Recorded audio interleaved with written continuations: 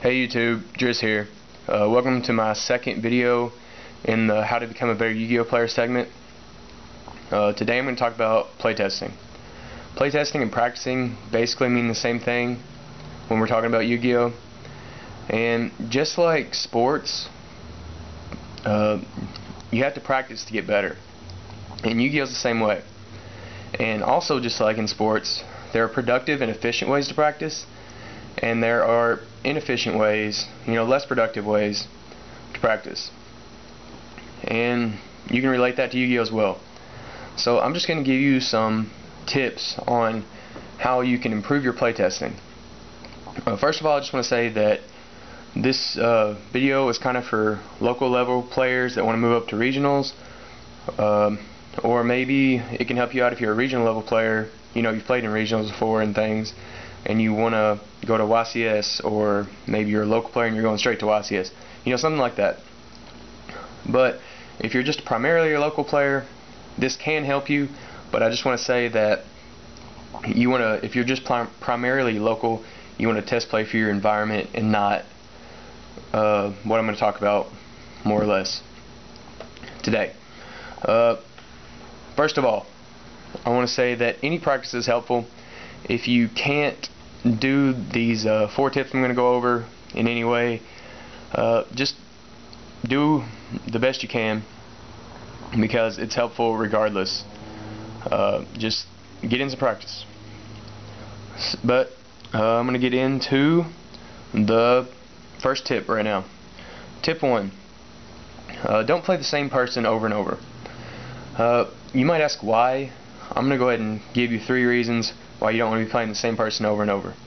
The first reason, the person you're playing could have they actually will have a specific playstyle. Sometimes people can switch it up, but usually the good players can switch it up, the really good players. But regardless, the person you're playing probably has a set playstyle. And whether you realize it or not, you are actually playing for their playstyle if you've been playing them enough times. And eventually it's just going to be you countering their playstyle, them countering your playstyle, and it's going to happen like that. And once you get to regionals and such, you're going to be playing somebody with a completely different playstyle, and you're not going to know what to do against them, because they're doing all these plays that you thought they wouldn't do. Also, you don't want to be playing against the same deck over and over, because this person you're playing probably has the same deck. Not very many people have a lot of decks, especially at a local level. So you want to make sure you're playing against a variety of decks. Even if both of you are using 2 different decks and you switch up every now and then, it's not going to help you that much.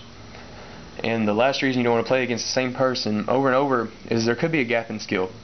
Maybe you're just a lot better than they are, and you're beating them all the time, and you're like, my deck is awesome. Maybe you're just better than them. And also, that could be reversed.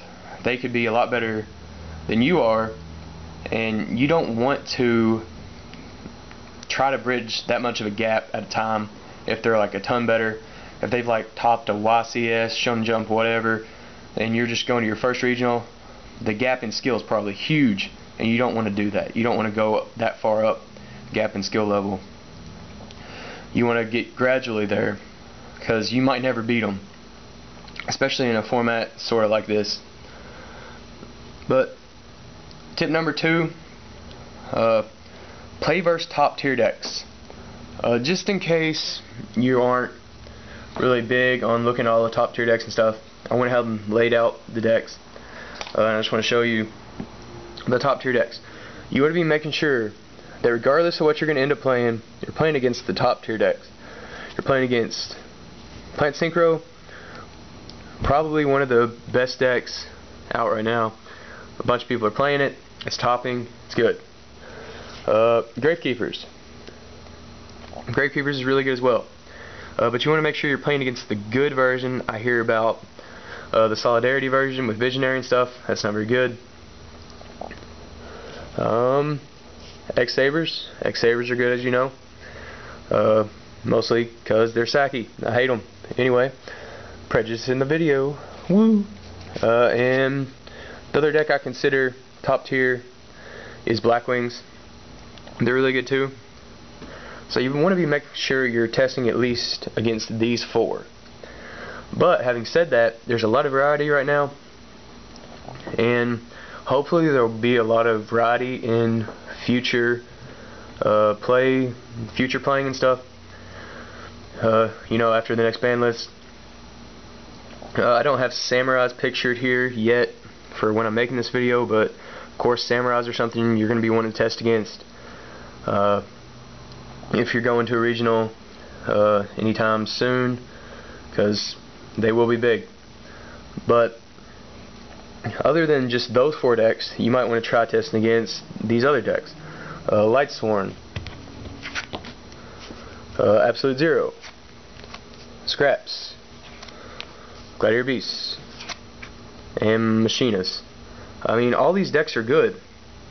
So you want to get some variety in your testing against multiple decks that you might see, especially the top tier ones like Plant Sink and Gravekeepers, and of course Samurais, which I don't have pictured because I don't have any of the stuff more than anything. And when you're playtesting, make sure you're not just testing, like I'm playing Plant Sink, I'm going to test against Gravekeepers, and Plant Sink against that and that and that. And you don't ever test the mirror. You want to make sure you test the mirror. Although you might think that you would know what you're doing in the mirror, you've got to test against the mirror. It's really helpful, and especially if you're playing Plant Sink, you're going to be going up against the mirror pretty often right now until Samurais hit. But anyway, just trying to give you guys some general tips. So say Samurais are probably going to become the top deck. You want to make sure you're testing Samurai v Samurai, so you make sure that you're good against that matchup too. And that kind of brings me into my next topic, which is tip 3, test side decks. Not everybody does that. They just test like game 1 matchup, you know, main deck against main deck over and over and over. It doesn't really help very much, especially when you get to the regional and you just threw together your side deck and it doesn't help you at all. Or maybe you put together a good side deck, but you put in your cards and your opponent basically sided for your side and you lost. So you want to make sure that you're testing that out and making sure the side will actually help you, and that your opponent just can't side for your side and beat it real quick, because nobody wants to lose like that. And you want to make sure you've been testing your ins and outs as well. You want to make sure you know what you're taking out versus this matchup, that matchup, which I kind of went over in my first video. And tip 4, proxy the expensive cards. Not everybody has all these expensive cards. I'm just going over some, you know, some cards that are pretty common, like Doomcaliber Knight. Maybe you don't have these. Polyduality. You really need to make sure you're figuring out Polyduality. And Solemn Warning. Those are just 3 cards that maybe everybody doesn't have. They're kind of expensive, but if you want to get good results out of your playtesting, you're going to have to proxy these cards.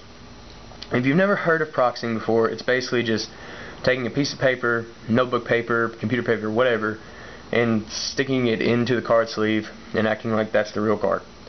It's really helpful in playtesting if you're, let's say, one of your friends topped already and he's letting you borrow dualities, but you haven't borrowed them yet, and this is the day to do playtesting, so you think, I just won't use the dualities. Your deck's going to be completely different with dualities in it. Trust me, they're really good. There's that scenario. There's also, you want to test against the best decks out there, and the best decks have these 2 cards in them for sure, possibly Doomcal. It depends on what matchup you're playing against. So you want to make sure you can proxy. It doesn't have to be, like, you don't have to copy a card and, you know, like photocopy. All that ink, that's just a waste. Just write it on a piece of paper with ink or whatever, and just get some trash common, stick it down in the sleeve, stick the piece of paper in there, and there's your card. If you need to write the stats on it, go ahead, write, you know, Earth, 2-star, and write the stats on it. Maybe you need to type on it too. Of course, write the name on it. Just make sure you've got all the information you need. If you don't know the effect of the card very well, go ahead and write that down somewhere else and just refer to that instead of writing it all up in the proxy, because maybe it's not very legible that way. The whole reason you're proxying the card is so you can test with it, and if you don't know what it does properly, it's not really going to help you any. So just make sure you can read the effect of the card and everything before you go writing it all up in the, like if I took a piece of paper this big, as big as the card, stuck it down in the card, and I couldn't read it, it wouldn't really help me that much unless I knew what it did.